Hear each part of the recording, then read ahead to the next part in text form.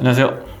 리스펙 성형외과 공원장입니다. 오늘은 재수술 중에서 마주하게 되는 구축코를 흔히 볼 수 있는데 어떤 염증이 반복돼서 생기는 구축코와 함께 그 구축코로 인해서 비공, 즉 콧구멍 협착이 같이 발생되는 그런 사례에 대해서 한번 살펴보도록 하겠습니다. 우선 내원하신 분은 수술 후에 염증이 몇 차례 반복되면서 코 비주 부위가 많이 끌려 올라가고 코의 전체적인 구축이 함께 동반되신 분입니다. 또한 이쪽 콧 날개 부위의 함몰로 인해서 코가 흔히 말하는 찝힌 코처럼 코 끝의 테두리가 점점 이렇게 함몰돼 나가는 형태를 보이게 되고 전체적인 구축 방향이 위쪽으로 코를 끌어당기는 형태의 증상을 주소로 이제 내원하셨습니다. 염증이 반복돼서 생긴 형태의 구축을 재건함에 있어서 가장 중요한 건 구축의 딱딱한 조직을 풀어주고 지난번에도 말씀드렸듯이 코를 지지하는 비중격 구조를 다시 재건함과 동시에 콧구멍 협착이나 혹은 내 비밸브 바깥 콧구멍이 아니라 안쪽 콧구멍의 협착도 있다면 같이 개선해주는 게 이런 형태의 수술의 해결책이 되겠습니다. 이분은 내원 당시 구축으로 인해서 비주도 많이 휘어 있었고 짧게 들려있는 이 형태를 조금 더 부드럽게 개선함에 있어서 또 다른 염증이 반복되는 걸 예방하기 위해서 최대한 자가 조직을 쓰기를 원하셨고 그렇게 해야만 되는 상황이었기 때문에 자가늑연고를 이용해서 재건하는 수술을 시행하였습니다. 사진에서 보이는 바와 같이 그 전에 있던 고용물의 형태로 인해서 콧대는 울퉁불퉁하고 구축이 심해지면서 반복된 염증으로 인해서 콧대는 울퉁불퉁한 형태가 됐는데 이제 이런 경우가 좀 심해지면 흔히 말하는 안장콧 등 부위와 콧끝 부위 사이에 콧대를 지지해주는 비중격 구조가 약해져서 함몰되어서 생기는 안장코, 또한 코끝이 염증 조직으로 인해서 딸려 올라가는 구축코, 비주가 꺾이면서 많이 딸려가는 구축코의 형태뿐 아니라 이분은 아래쪽에서 보시겠지만 수술적으로 우리가 주의 깊게 봐야 될 부분이었던 건 특히나 이제 좌측 콧구멍이 흉살에 의해서 협착이 진행되는 바람에 구축과 함께 콧구멍 자체가 매우 좁아진 형태의 협착을 관찰할 수 있습니다. 우측도 비슷한 형태로 진행됐지만 좌측이 훨씬 심했고 숨쉬는 기능에 있어서도 입구가 좁아져 있었기 때문에 이조차도 역시 왼쪽이 더 숨쉬기가 이제 불편한 상태의 증상을 호소하셨습니다. 마찬가지로 이 구멍의 지붕을 형성하는 콧 날개 부분도 좀 함몰이 되어 있는 상태였고 우리가 정면에서 봤을 때 흔히 얘기하는 이제 찝힌 코처럼 흉살처럼 이렇게 들어간 형태를 보이고 있었습니다. 이런 수술의 경우는 결국에는 모양도 중요하지만 기능적인 개선도 반드시 필요하기 때문에 단순 수술의 미용적인 부분뿐 아니라 기능적인 비밸브 협착을 풀어주고 구축을 완화시켜주는 수술을 동시에 시행해야 된다고 볼 수 있습니다. 그래서 수술을 보면 결국에는 코끝을 형성하는 아래쪽 연골의 콧날개 연골의 함몰을 개선시키고 코의 지지대를 형성하는 비중격의 약해짐을 보완하기 위해서 비중격의 재건을 자가늑으로 시행했으며 코끝은 최대한 구축을 풀어서 코끝 방향이 더 내려올 수 있게끔 수술이 진행됐습니다. 이분은 예전에 설명드렸던 바와 같이 구축 후 수술과 동시에 인중이 좀 긴 느낌을 해결하기 위한 인중 축소 수술을 같이 시행한 경우가 되겠습니다. 그래서 현재 지금 사진에서 보여지는 바와 같이도 인중은 이렇게 짧아진 걸 확인할 수 있고 콧구멍이나 비주의 들림이 많이 완화된 걸 확인할 수 있습니다.